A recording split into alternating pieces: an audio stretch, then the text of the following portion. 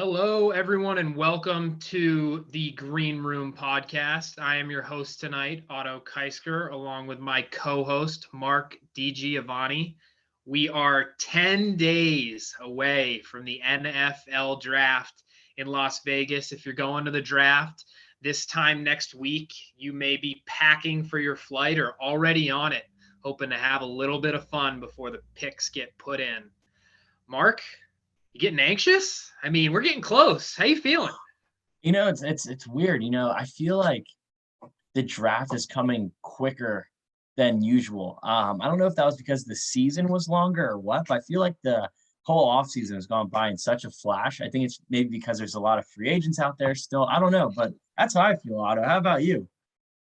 I agree with you. It's something I hadn't thought about until you just said it. But yeah, I mean, the pro days specifically, it seems like they've just flown by, and that seems to be a slow process.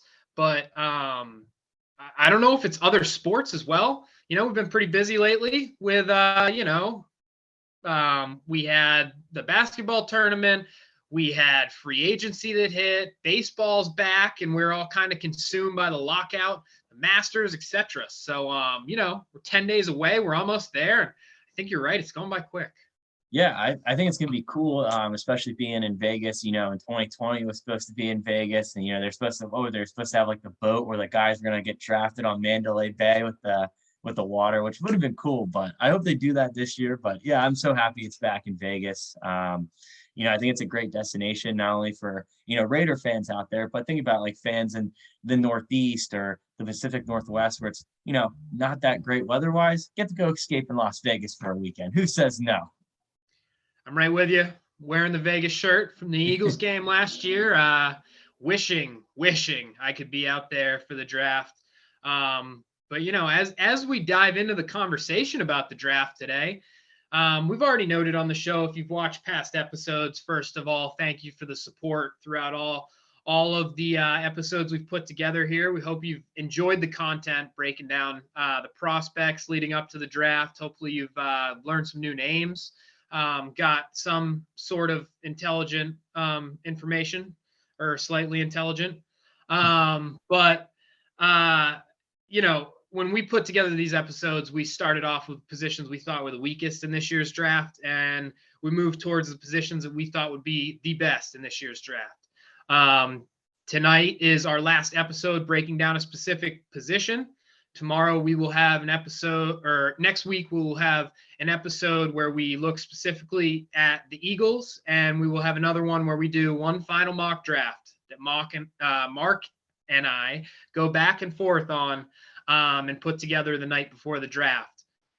But with that being said, the position that we thought was the best in this year's class was the defensive end position. And that is what we will be breaking down tonight. So without further ado, Mark, why don't you take it away and talk about the overall strength of the defensive end position in this year's class?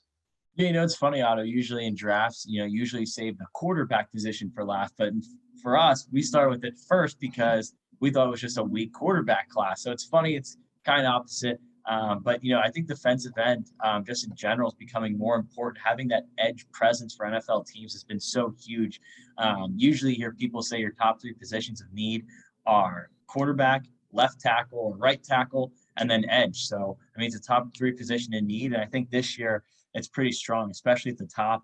I think we've had some really high risers in this draft, and I think we can possibly see maybe 5, maybe 6 edge rushers just go in the first round, maybe even the top 15. I mean, that's how good this class is. So if I had to give it a letter grade, Auto, probably an A+, just with the talent we have and where some of these experts are projecting these players to go. Yeah, I agree with you. I think this is an A+ position in this year's class. The depth specifically is something that I haven't seen in a while. You could argue that maybe the guys at the very top aren't the best defensive ends we've ever seen come out, but they're pretty good prospects. And then the depth throughout, like you talked about, maybe 5 or 6 guys in the top 15. We're going to address a lot of these guys coming up, but even the guys that are just outside of our top 5, those guys are going to take up the majority of the picks on day 2 in rounds 2 and 3. There's so much talent here. You're going to see rankings out of a lot of these experts that Some of them look backwards compared to other ones because these guys are interchangeable in a lot of different ways. It's just such a loaded class at the top. That's going to be great because, as we all know, the importance of the position is growing in the NFL. Everybody needs pass rushers. So this is the draft to go and get one for your team. And speaking of that, everybody needs pass rushers. But Mark, do you have any teams that specifically you're looking at? Yeah, I think I'm looking right at the top of the draft, Otto, especially with picks 1 and 2. Jacksonville and Detroit. I think both those teams go edge rushers right off the bat. So those are two teams that jump to me. But some other teams I'm looking at, Green Bay Packers. They let Zadarius Smith go in free agency. They really haven't filled that void for him. I know they re-signed Preston Smith, but they need to have someone on that other side. So I think that's a team to me who needs one. And the Baltimore Ravens too. I think they also could use it. I know they drafted Jason Owe last year. I think they can use another edge rusher as well. Yeah, I think those are two teams in the market. Another team that I'm looking at the back end is the Green Bay Packers. They let Zadarius Smith walk. Their edge rushers are getting up there in age a little bit. We're able to retain Preston Smith, but you got to have young guys coming off the edge, and ideally they're looking at playing the Rams and the Bucks. We're thinking of the other two top teams in the NFC, so you got to get after Stafford and Brady, make them uncomfortable. So that's a team I've got in there. And the other one up at the top of the draft is the New York Giants I'm looking at. They're, one of the teams in the NFC East that really doesn't have elite pass rushing coming off the edge. So they're in a prime spot with 2 top 10 picks to go and fix that. And I would look for them to do that in this year's class. So moving into our rankings, Mark, who's your number 5 defensive end in this year's class? Yeah, I actually kind of went back and forth between 4, 3, 4, 5, but number 5, I got big George Karl Laftis out of Purdue. I know some guys have him going a little bit higher, a little bit lower. It's kind of a good mix, but I really do like Karl Laftis. He's a very powerful edge rusher, has an elite swim move.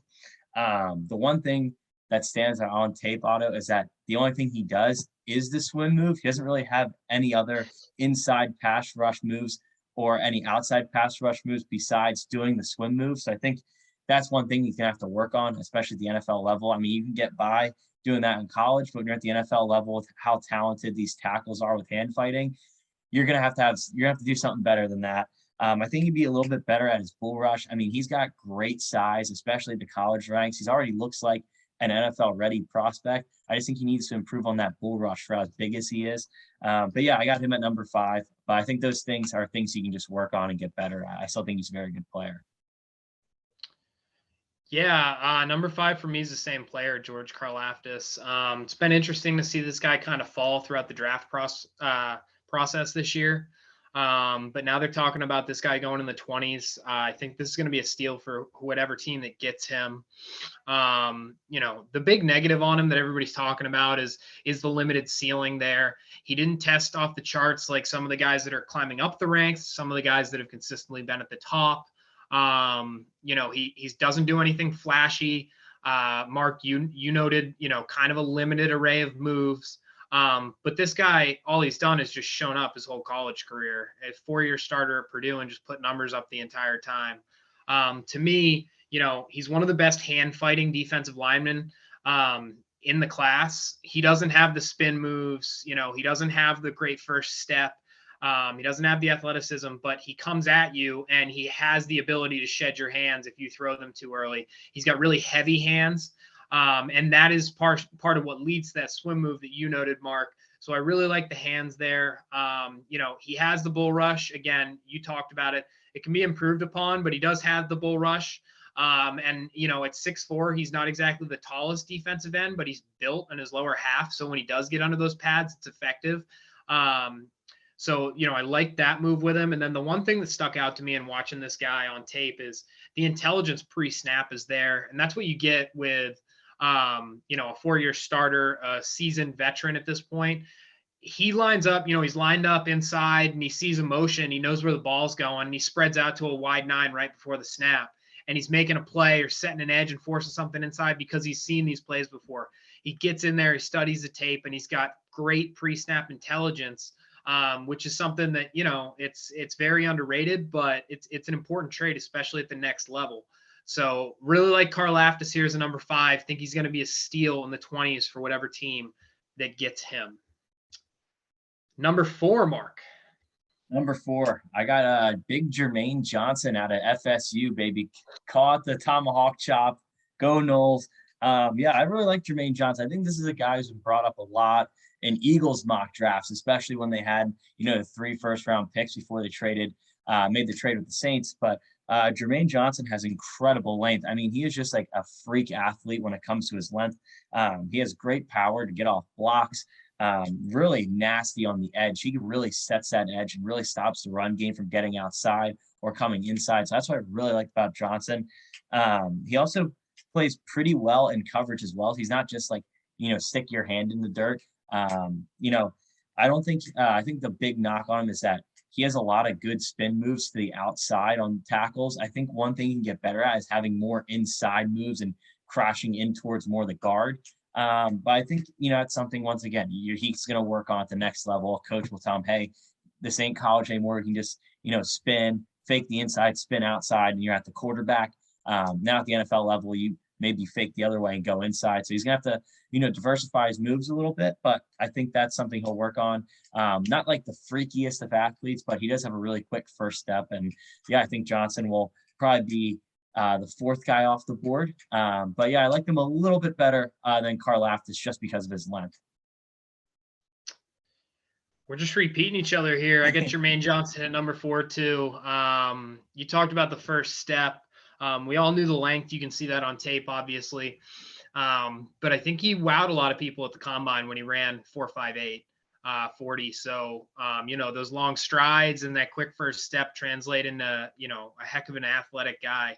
12 sacks last year. Geez, I'm crow. 2 forced fumbles. You love that.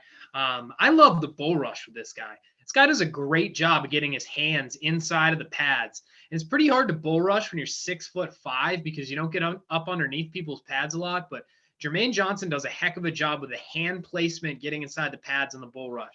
So I love that.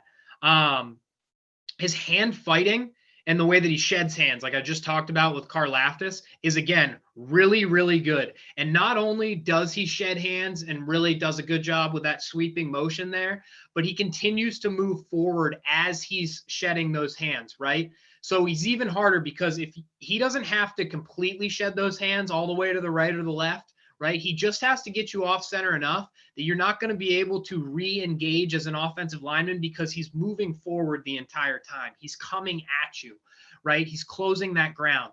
And even if you are able to get your hands on him again, he's then driving through you. And even if it's not a sack, you're in the quarterback's lap. So I love that about Johnson. And then what I really love about him is he plays the run game fantastic. And he does, that in 2 ways. He beats guys off the ball and plays in the backfield, makes impactful plays that put you behind the sticks in the run game. And then on plays that are away from him, he holds his edge, stays home. And once he knows the ball is going the other way, he doesn't give up on the play. He plays until the whistle, and he runs a lot of plays down from the back. And that, that attitude, that energy, that's really important at the next level. You love to see that. And this guy, for those of you that don't know, the show Last Chance U, that's a real show about a university where a lot of kids, that have went through some things and had problems. They go there as kind of a last chance to get things right and put their talents back out there for people to see and hopefully make it to the next level. Well, Jermaine Johnson was on that show. He was somebody who had some things go wrong and then had to fight his way back up to get to the point that he's at now. So, when you see a guy running down plays from the back end and things like that, you think about this guy has been fighting tooth and nail for a long time now to get to this point. He wasn't a 5-star recruit out of high school. So those are things that aren't going to go away. That's who he is. And that's what you want to put in your locker room. So I really like Jermaine Johnson here as number 4. And, I think you could honestly see him going as high as number 9 to Seattle is where I have him. So going to be interesting to see where he lands. Yeah, Otto, I think it's funny how we have the same list so far. think maybe we might go 5 for 5, but we'll see what happens. Well, let's see who you got at number 3. Number 3, Otto, has to be the highest riser in the draft. That's Trayvon Walker coming out of Georgia. I mean, Otto, this guy to start the draft process was a day 2 pick, early, late pick, possibly going at the end of the first round. Now all of a sudden he's in the top 10 of every mock draft. So Trayvon Walker, how many times, Otto, have we talked about this Georgia defense? Why not just throw another name in there? This guy really set the edge well for him. Was great in the run game. Was very good in the pass game too. He actually was one of the highest graded edge rushers in coverage according to Pro Football Focus. So that versatility's there. The one thing that some people knock about him that you kind of see on tape too is kind of the lack of the pass rush finesse moves. He doesn't really have the swim move like Carl Laftis. He really just bull rushes in, which I think, once again, that's something he can learn and adapt with coaching. So it's not like the biggest knock. It's just something you just see on tape. And then, some people say he just has a minimal bend around the corner. Once again, that's something you can improve on more reps. So, but I really liked Walker this year, and his tape is just incredible. His motor is just nonstop. And how many times have we said this about guys at Georgia? There must be something down the water down there that Kirby's letting them drink, because these boys are nasty, and Walker's going to be a nasty, nasty edge rusher, whoever gets him. Yeah, it's been pretty impressive watching him skyrocket up the boards, even now to the point where I think if you look at the Vegas odds, he has the second best odds to go number 1 at Jacksonville. Yeah. And there's still a conversation about it with only 10 days left. So, he's done a heck of a job throughout this process. Not only just with the athletic numbers at the combine and stuff, but you got to answer all the questions right in the interviews to be able to move up the boards this quick. And he's clearly done that. So hats off to Trayvon Walker, but he's not my number 3. Oh, so we do not have the same list. My number 3 is David Ajabo, and I know he's hurt. He's not playing this year. I said this when we talked about receivers. I'm doing my top 5 as though everyone's healthy. I'm talking about where I have them ranked based off what they did, where I think they're going to project. I don't care if they're hurt or not. Right. So David Ajabo, to me, this kid, I can't say enough good things about him. And he's kind of raw. I think personally as a pass rusher, he's way more polished than Walker, but they're both raw in different ways. And Ajabo didn't start playing football until he got over here to the States at a later age. But I've talked about him on an earlier episode. Go back, and listen in. It was right after the combine. I love his first step. One of the better first steps out of the entire class here. Incredibly quick. Has a hesitation move and then a burst off it on an outside pass rush that is just unbeatable because of the quickness in that first step. The athleticism in general is huge, right? It helps him finish that stutter move and get around the corner, but then it also helps him with his inside and his outside spin move. He has both. And we're talking about a guy who's just starting to learn to play football. He's already got 2 spin moves, a stutter move, and the athleticism to win around the corner. This kid gets coached up. It's going to be a nightmare. Right. And by the way, it might be a positive that he has to spend a whole year just in the meeting rooms listening about how to dissect plays and how to read things. Right. And just learning about concepts rather than just going out and playing. And then the biggest thing about this kid, I cannot say this enough. 11 sacks, 5 forced fumbles. Let me say that again. 5 forced fumbles. Every time this guy gets near the quarterback, right? Sometimes he's being blocked, right? He has no business ever getting a sack or anything, but he's close enough to a quarterback that he has the awareness to put his hand out, and the kid just has a knack for finding the football and knocking it out. And those are the things, even if the offense falls on it, where it puts them behind the sticks. Those are impact plays, and that's what you want out of your defensive end. That's what you pay these guys all this money to go do. And David Ajabo has that, and he's still raw.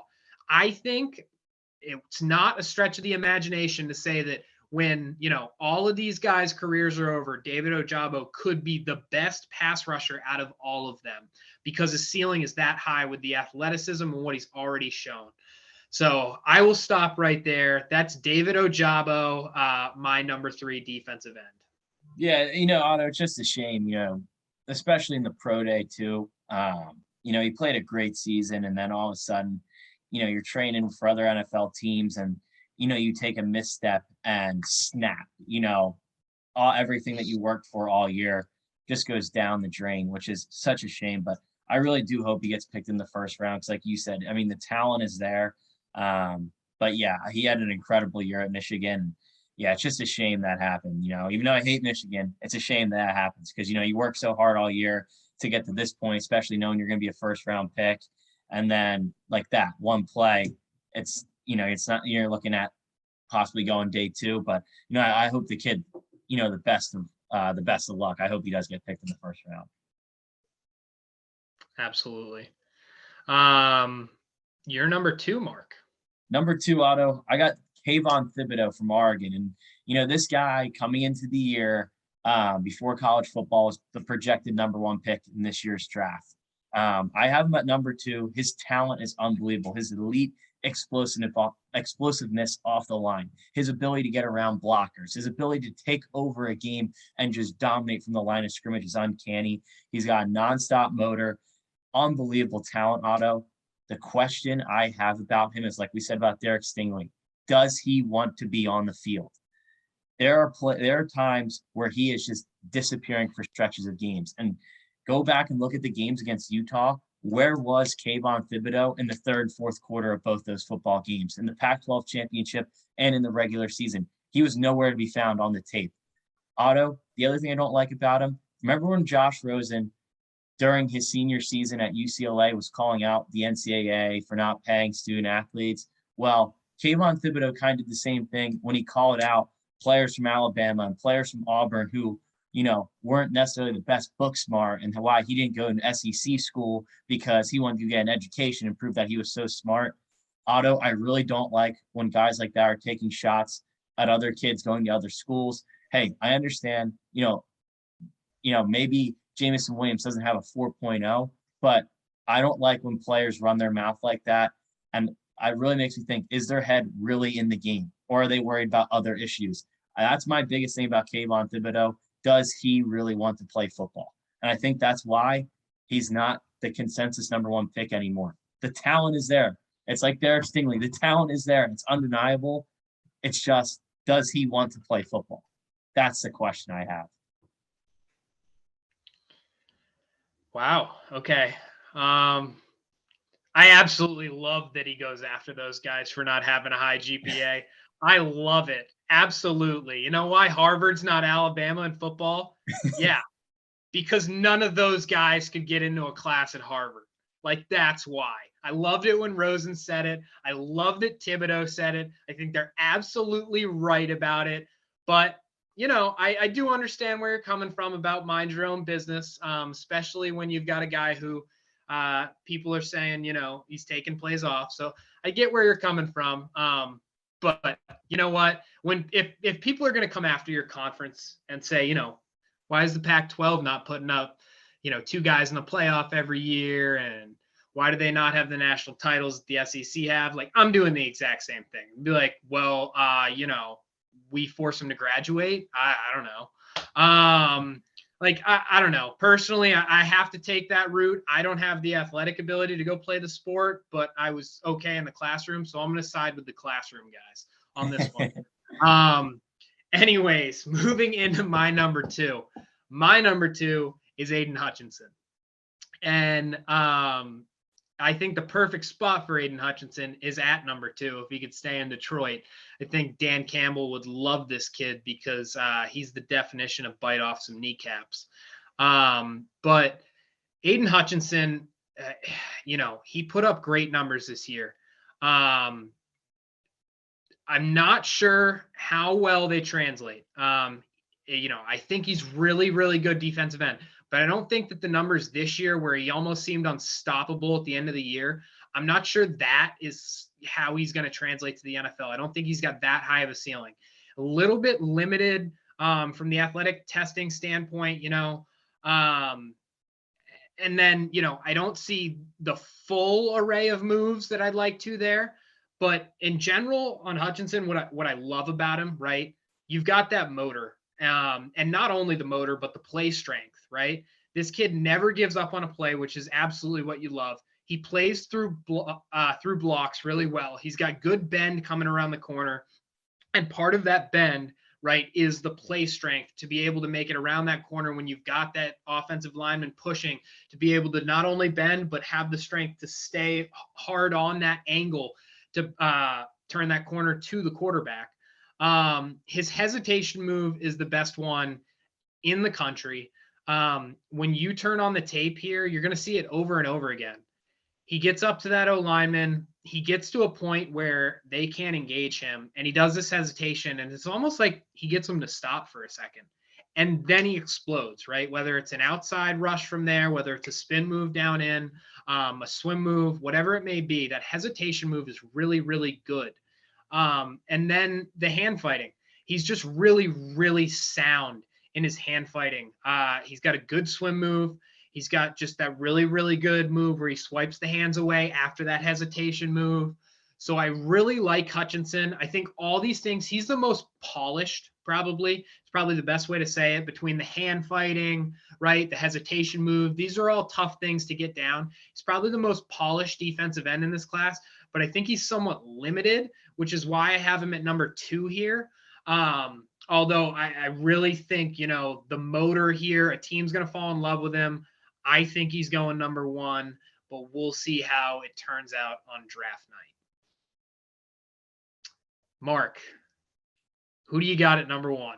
Otto, I think you already know who my number 1 is, and you just said his name. I got Hutch, Aiden Hudson from Michigan.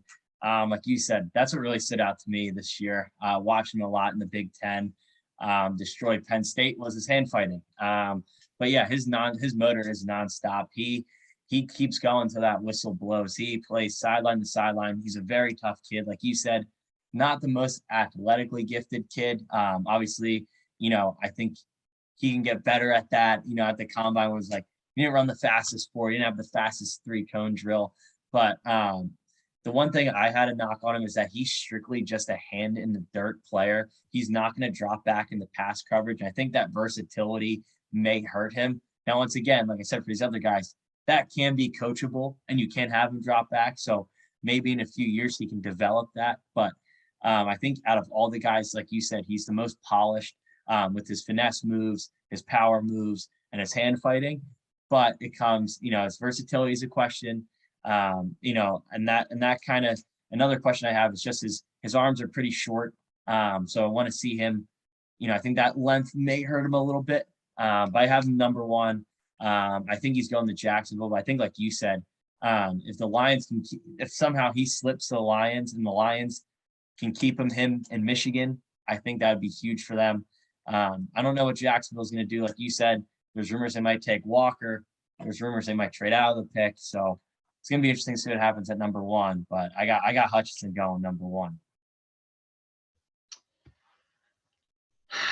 Like I said, I think he's going number 1 in the draft. And to me, between the top 2 guys here, it's like, one's got a higher ceiling, but one's the safer pick. Hutchinson's not only the safer pick because of the technique, but the character and the motor and all that he's like exactly what you want to build your team around. And we all know Doug Peterson is, loves high character guys. That's Aiden Hutchinson.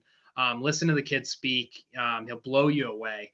Comes from a football family. So, I think that's the safest pick. I think he's going number 1. The limited ceiling is why I have him at number 2.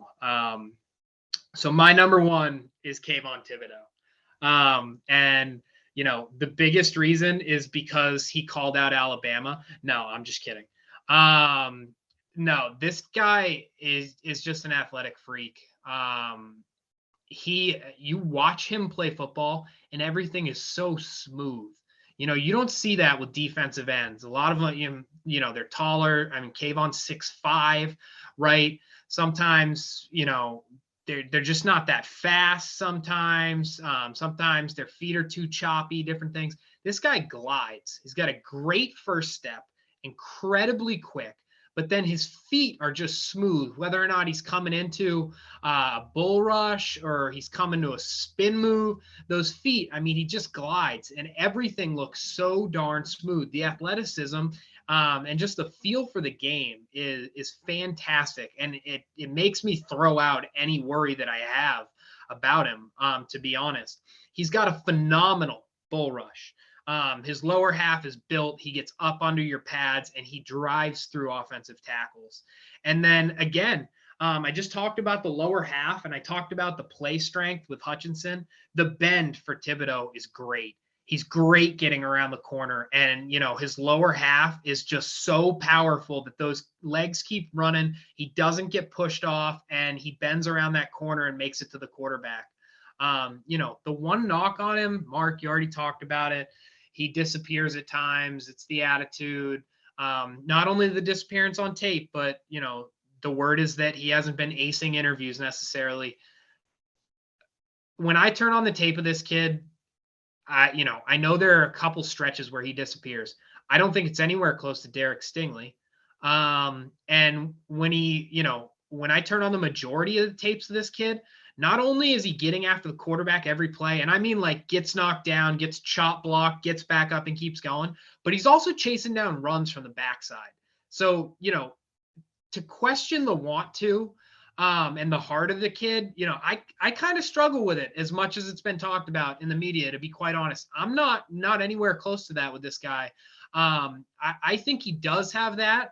And I think by far and away, to me, he's the best defensive end as far as athleticism and talent across the board and the array of pass rush moves. So to me, this guy's number one. I don't think he will go number one, as I just noted. Not sure how far he will fall, but somebody is going to get a steal here. And I don't think that he makes it past the Giants' first pick, probably at what, number 5, I think they're at. So Kayvon Thibodeaux, my top guy at defensive end. Yeah, Otto, it's kind of shocking to go 5 for 5. We were kind of close there for a little bit. We're moving. We're moving. I think, if we had done a top 10, it'd get a little bit more dicey, we'd have some more things that were a little more off, but maybe somebody who's in your top 10 or outside of your top 10. Who do you got as a sleeper at the defensive end position, Mark? Yeah, Otto, this might shock some people. We're going to go to the Big 12, Iowa State, to be more specific. I really hope I pronounce this guy's name right. I'm definitely going to get it wrong, but I got Ayuma Uwarzariki. I hope I said that right, but he's 6'6", 319. He's listed at defensive end, but also plays the D line too. So he's versatile on the whole defensive line. He can play tackle. Really, when I started to notice this guy was when Iowa played Iowa State this year, and he was lined up one-on-one with Tyler Lindenbaum and was absolutely giving him everything. Tyler Lindenbaum struggled in that game just because of the length, the quickness, and the power. I mean, 6'6", 319. I don't care who you are. That's like a freight train coming at you. And he gave Linderbaum all he could handle. So that's really where I started to notice. And if you watch that tape, I mean, it's just incredible. I think this guy can be a steal. He is very, very raw, but at 6'6", 319, if this guy's available in the 3rd round, who says no? Like, that's a huge upgrade. And yeah, maybe he's raw, but if you believe in your coaching staff who can develop this kid, he can develop into something special. He's got a chance to be a starter and be a dominant starter at the next level. He does struggle to get off blocks. Like once he does that bull rush, Otto, he kind of struggles like to get off the block once it's there. He doesn't really have any like a spin move or a swim move or anything like that. I think that's one thing he needs to work on. And he doesn't really have like impact stats or anything like that. But I think, his size, put his hands up, knock down the pass, or even when he's setting the edge and that running back's trying to get to the outside, that length can be useful in a lot of many ways. So yeah, I really hope I said his name right, but Ayuma Uwarzariki from Iowa State. I don't think you said his name right, Yeah, but there's no way. I wouldn't have either. So I'm not giving you a hard time there. That one sounds pretty darn near impossible. Would have hated to be his school teachers that had to call it out every day. My defensive end sleeper is Jeffrey Gunter from Coastal Carolina. I've seen this guy anywhere from like top of the 4th round down to the 6th round. Really good prospect here. Solid in a lot of ways. Nothing's going to jump out at you athleticism wise, which is why he's a mid-round guy like most of the guys that are in that range. He's got a good first step, plays incredibly hard, runs down bubble screens from the backside, gets blocked maybe 2 times. He's still coming after the quarterback. Does a really good job setting the edge in the run game. Forces things in, doesn't let things outside of him, makes strong tackles on the edge. So, a sound football player that can be a rotational piece for you, which is what you want in the middle rounds. Not a great bull rush. Like I noted, not great athleticism, but the hand fighting is pretty good here. So, from a technique standpoint, I think he's already pretty polished there. So I like that about him. And then he has a really good understanding of running stunts, right? Letting that defensive tackle collapse before he loops, right? Taking his time, getting a read pre-snap.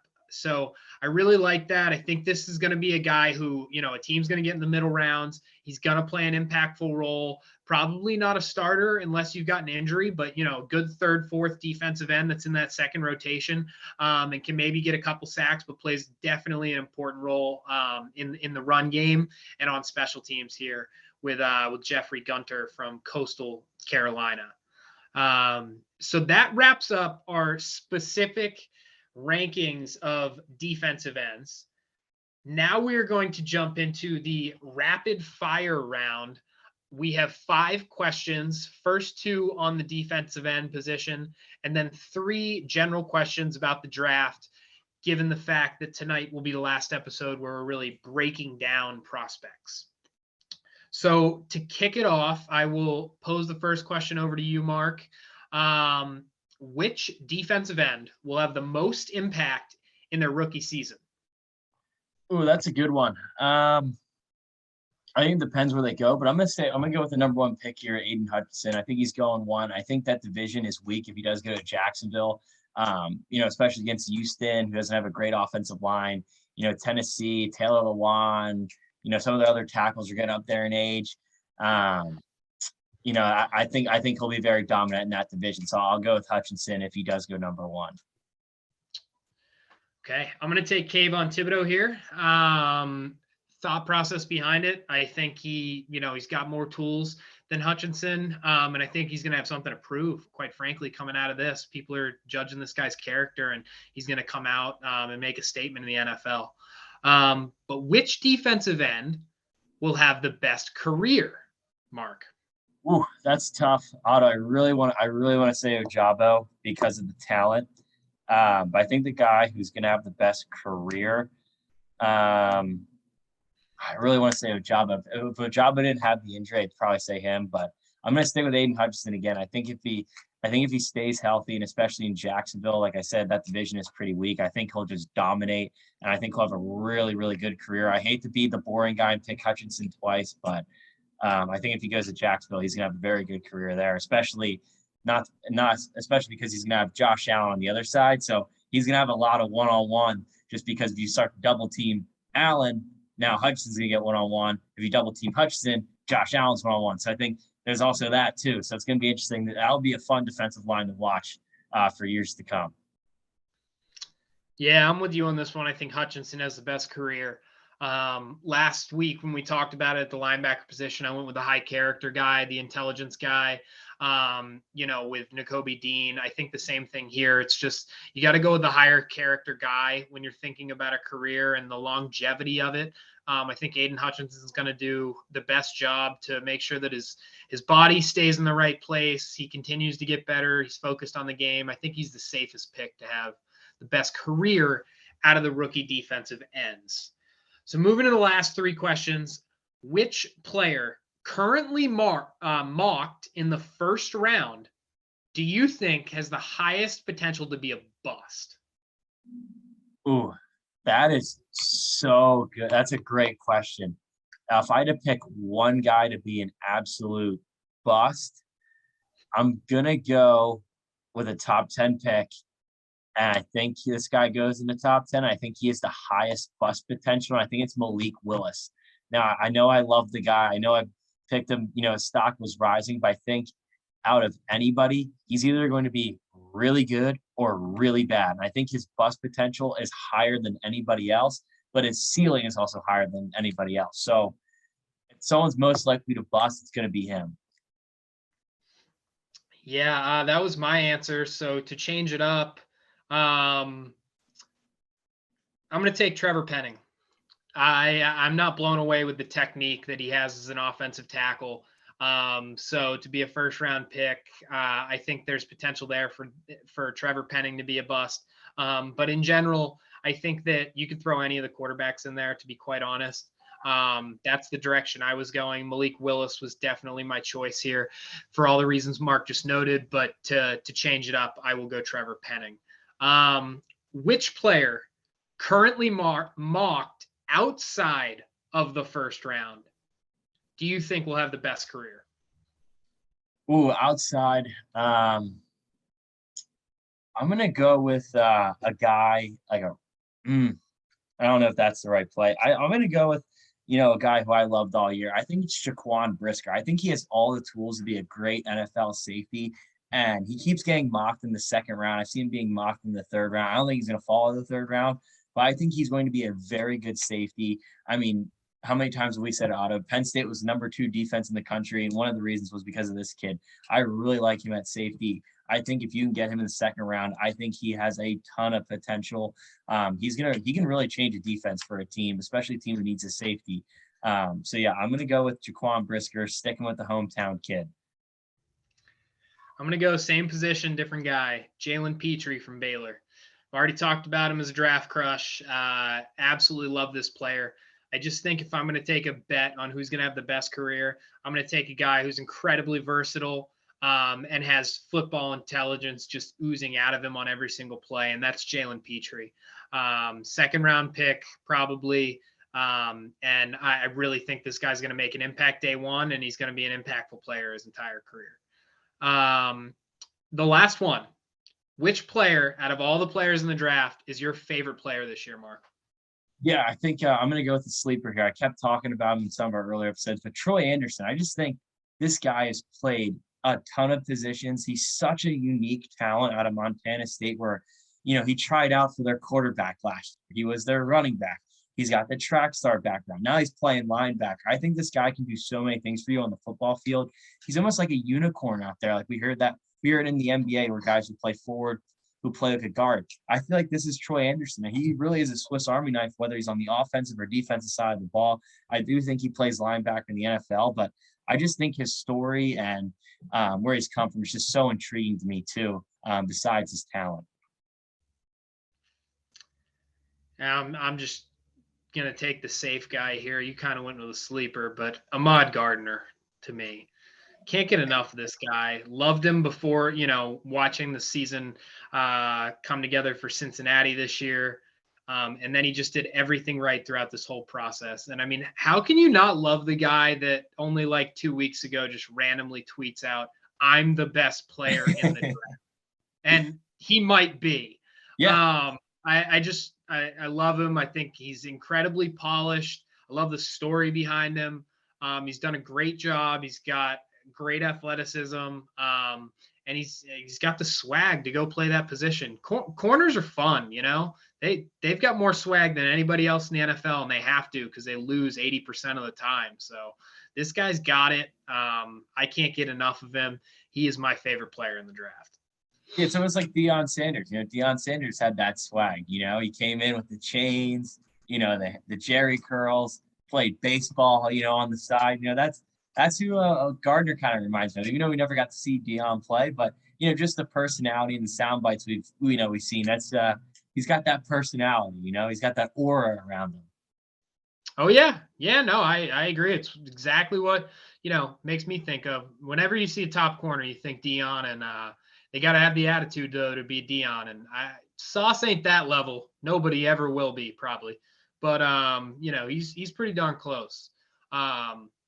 So last two segments, the segments, that we've had in here every week, try to give you a sleeper every week so that everybody can, shut off the podcast episode at the end of the night and have something to look up outside of the top names that you hear all the time when you watch ESPN and NFL Network. So, Mark, who's your final sleeper?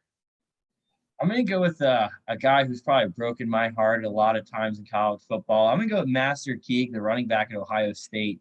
I know he's down in a lot of mock drafts as a day 3 pick, but watching him actually play on the field is just unbelievable. I know that Ohio State offensive line is great, but I mean, this kid literally looks like Ezekiel Elliott 2.0 coming out of Ohio State. And we know Ohio State can produce running backs with the best of them. A big bowling ball type back. He can run in between the tackles. He can also run outside the tackles. I think he needs to get better at his pass blocking and also catching the football. But, I mean, when he gets that ball and he's in the open field, I mean, he is a bowling ball. He's going to put his head down and hit somebody. He loves contact. And like I said, Otto, I don't know how many times I've seen this guy break my heart, but he is one of my sleepers. So I got to go with Master Teague from Ohio State. Yeah, absolutely. Good back.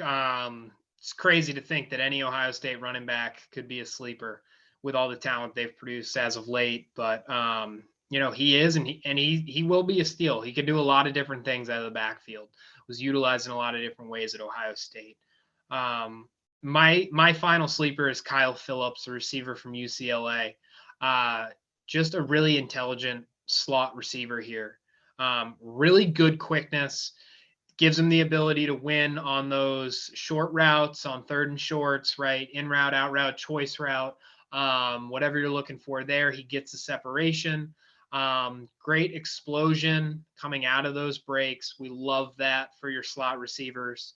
Really good fakes when he's running his routes. I've talked about faking with your head, faking with your hips, running that route long enough to make someone flip their hips that are defending you. He does all of that really well. He's a feisty blocker. Absolutely love watching this kid block. That's what you're going to want if you're running bubble screens, or, you're going to put this guy on special teams because it'd be a mid to late round pick. He's going to fly down the field.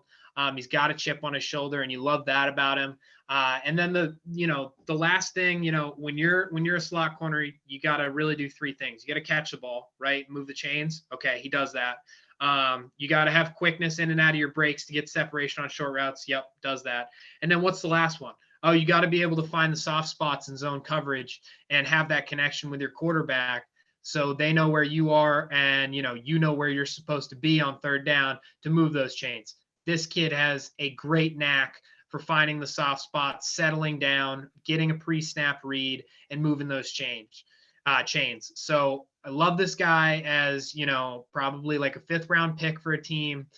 He's a guy that not a lot of people have heard about, especially playing out there on the West Coast with the 10 o'clock games. But this guy's going to be an impact player at the slot receiver position in the NFL for the coming years, Kyle Phillips.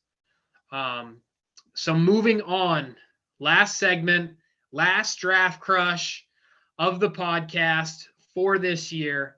Mark, who's the last draft crush that you've got for this year? I'm sticking in the Big Ten. I'm going, keeping it with the Penn State team, our guys. I'm going to go with Arnold Ebiketie, back to the edge rusher. I know we were talking about edge rushers. Let's go back to it. I think, Ebiketie, he's quickly rising up boards. I think he'll be a day 2 pick at most. He has really good balance, has really good long arms. I think that's his biggest thing is his length. But, I mean, when he tested at the combine, his athleticism just completely dropped off the charts. I think he also did a great job dropping in the coverage, which I think is huge in the versatility. I think he doesn't have the height, but he has the length. And I think he needs to, build up some strength in his lower body. I think he gets beat a lot, and he's not that great at setting the edge. But I think, he'll develop into a better player. And I think, a team's going to fall in love with that athletic ability. And like we said, I mean, he was another big part of why Penn State was the number 2 defense in the country. So he's my last crush, one to stick with the edge rushers. So that is my guy, Arnold Ebiketie. Yeah, Ebiketie, I've got a late first round grade on him. He was my number 6 defensive end. He's just outside of it. You listen to Mel Kiper, he can't get enough of this guy. He thinks first round all day, absolutely loves it, and Mel knows what he's talking about.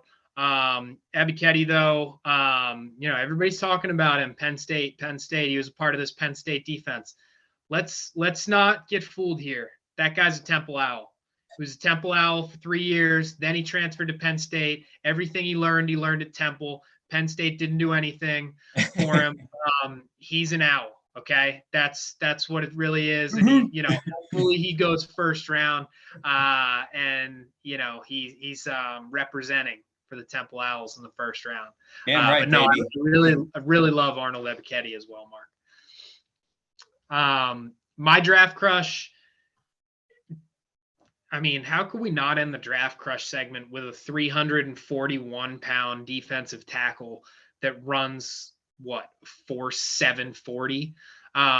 Jordan Davis is my draft crush. And when we put this segment together, it was like, who do you watch? And you just can't get enough of watching them. And I'm to the point now where, this is our last one where we've talked about, breaking down specific prospects and positions and rankings. So now you've done that and you're kind of just 10 days away doing mock drafts, simulating what could happen, potential trades, and you're just trying to get excited. So you're watching highlight tapes as to where before you were watching game tapes. And I can't get enough of Jordan Davis's game tape. I could watch it all day. He's incredible. People that big shouldn't move that fast. He's a beast. I could literally watch all day. So I can't say enough good things about him. Absolute draft crush. Can't wait to see where he goes. And this guy is going to have such an impact at the next level. It's going to be fun to watch. He's going to be a player that honestly, he changes the NFL with the talent that he has. I 100% agree, Otto. That guy, that guy looks like a Mack truck running at you, right? Mack trucks don't rev up that fast. It's amazing. Yeah. I think he's going to be, and, where we see him is kind of anywhere from 10 to 20. So, whoever can get him, he is a dominant player. It's going to be fun to watch. Otto, I think from us who played defensive positions in high school, I think this is great for us, seeing all these defensive guys go in the first round. Usually it's all offensive, but hey, I like seeing the defensive guys. I know the casual fans will say, oh, I want to see the quarterbacks. I want to see the running backs. I want to see the receivers. For me, give the defensive boys some love. I love it that all the defensive guys are going at the top of the draft. I love it. Certainly looks like the draft will be dominated by defense, especially the defensive end positions, which we talked about tonight. Will be interesting to see exactly where they land and maybe whose rankings turn out to be a little bit better. You never know. You put your neck out on the line doing these rankings, but we've had a lot of fun doing it this year. Really appreciate any and all support throughout all these episodes. Please tune in for the 2 episodes next week where we discuss the Birds' philosophy towards the 2022 NFL draft with a couple of guest appearances, as well as our final mock draft for the 2022 draft the night before the draft on April 28th in Las Vegas. If you're going to the draft, have some fun. Maybe take a couple looks back at our old videos and get a little bit more information as to what you are going to see come to fruition in Las Vegas. Thank you, everyone, for listening tonight. Have a good night.